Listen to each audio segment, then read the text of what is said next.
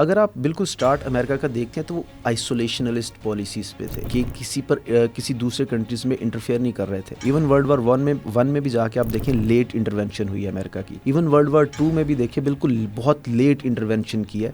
They kept the isolated themselves. और even now अब Trump के दौर में आप ये कह लें कि वो दोबारा अपने उसी आगाज़ पर चले गए हैं, अपने इख्तिताम के करीब पहुंचकर। अब ये आइसोलेशनलिस्ट पॉलिसीज़ जो आपको ट्रम्प के मुंह से सुनने को मिलती है कि नो इंटरफेरेंस, हम कहीं नहीं जाएंगे, तो मेरा ये मानना है कि अब ये अपने डिक्लाइन की तरफ है। आप देखें वो जो लिबरल, अब अमेरिका, कैन यू से America is a liberal state right now? आप वहाँ पर कोई प्रोटेस्ट कर सकता है? आपने देखा किस तरीके से लोगों को उठा के बाहर फेंक रहे हैं, इवन जिनके पास पेपर्स हैं उनको भी। क्यों? क्योंकि उन्होंने एक ट्वीट कर दिया, उन्होंने कुछ बात कर दी है मिडल ईस्टर्न जो पॉलिटिक्स है उसके ऊपर। इवन आप बाकी वेस्ट यूरोप में चले जाओ, वेस्ट जिसे हम कहते हैं, वहाँ पे जर्मन में देख लें आप, you can't take the flag of the Palestine. ये लिबरलिज्म के नाम के ऊपर जो सब किया गया था वो उन्होंने अचीव कर लिया जो उनके पर्पस थे। Now they are on the decline.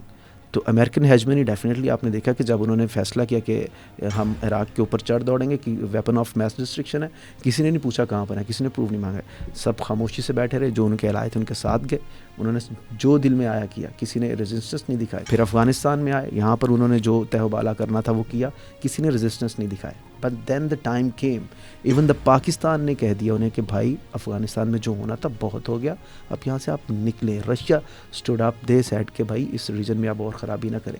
जब ये आवाज़ें क्या ज़ाहिर करती हैं? ये ज़ाहिर करती हैं कि अब जो मुखालिफ आवाज़ है वो उभरना शुरू हो चुकी है। अब definitely it will get louder. So I believe कि ये अपने अब डिक्लाइन की तरफ है।